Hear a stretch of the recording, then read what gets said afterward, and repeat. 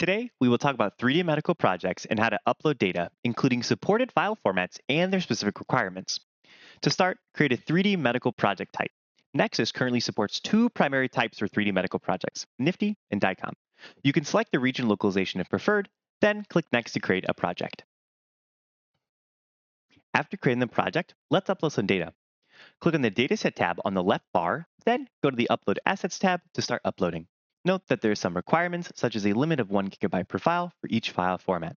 Currently, we support both Nifty and DICOM file formats. For Nifty, you can upload in either uncompressed or compressed format.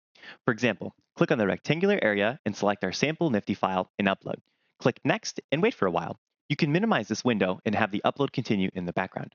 For DICOM uploading, we only support upload via zipped format. Moreover, a few other requirements are that you need to gather all the individual DICOM files that belong to a single 3D series and package those files into a single zip archive.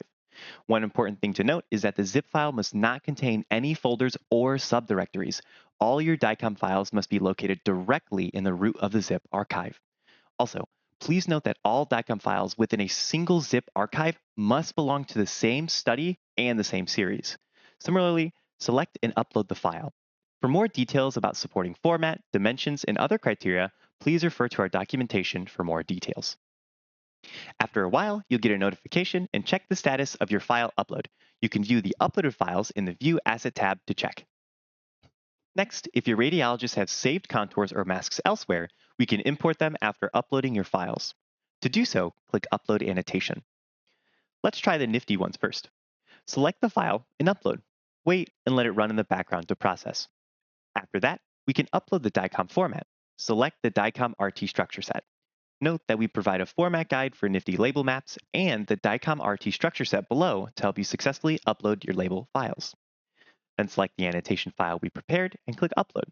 The annotation processing will run in the background.